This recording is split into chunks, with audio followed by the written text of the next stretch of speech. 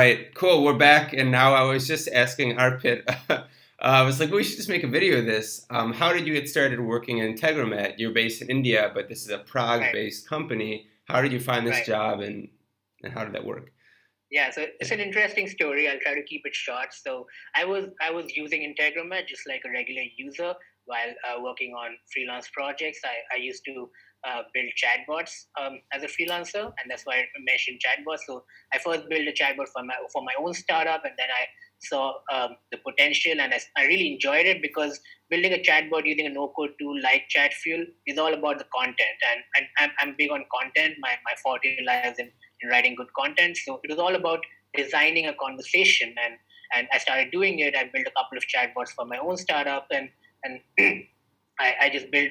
I had some other ideas, so I started building more, and then I started doing it for clients. And then Integromat became a big part of it because Yeah, it lets you really add more advanced features to your chatbots.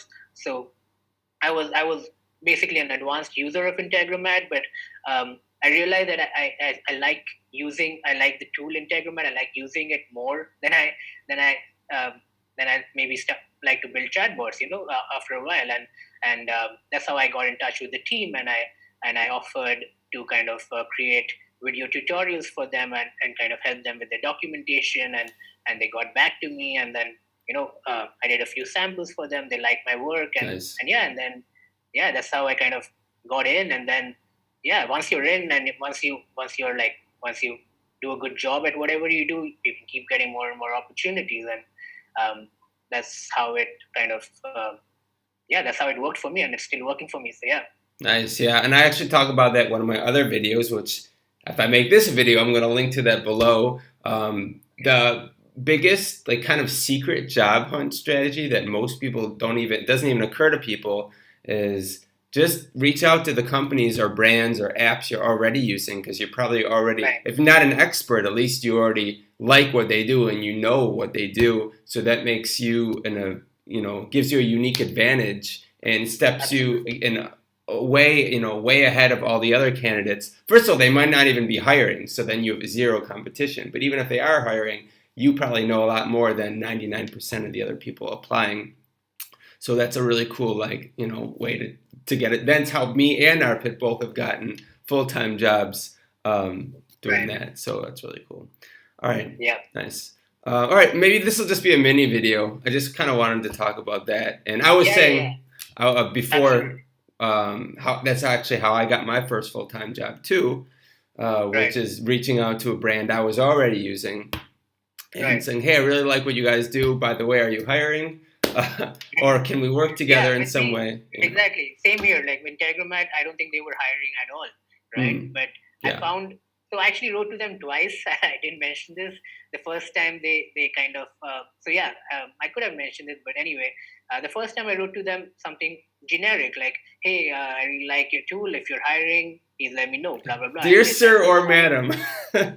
Yeah. Yeah, And okay, okay. So well, and they got back to me saying that sorry, we're not hiring right now, but thank yeah, you for your email. yeah, Then I was determined, and I while I was using it a lot, I realized that there is a gap that I could fill. So as a tool, it was a great, marvelous tool. It still is, yeah, but it had a lack of documentation and tutorials. And I reached out to them again, saying that, hey, I can help you with documentation and tutorials, and let me know. And yeah. then they were like, okay, yeah, we actually need someone for that. So maybe you can do a sample tutorial for us, and yeah, that's how it kind of happened. So it's more important to kind of figure out where you can add value to a prospective client or Right. or potential employer. I love that. And I didn't actually, I'm really glad you brought that up. I didn't get into that in my original video where I talk about this because I Okay, did that okay, as well. You try to, not just saying, how can I help you? And they were like, yeah, no, they don't want to just pay someone for, yeah, they don't even know what you're going to do. So if you can right, find a weak spot or something a specific point where you see that you can add value, exactly, yeah, I mean, it doesn't get better than that. That's exactly how you want to do it, and that's also another good point that you said at first that they was like, oh no, or just okay, thanks, but we'll be giving you Yeah. some kind of what's the word? Like pushing you off, like okay, we'll see. Okay. But then because I think every company gets a lot of those emails, right. Right. So don't give up. Don't give up. If you really like their brand, like what you did is then try to think of a more specific way, or just follow up maybe in say, okay, is it okay if I follow up with you in next month, or okay, and just be determined and don't.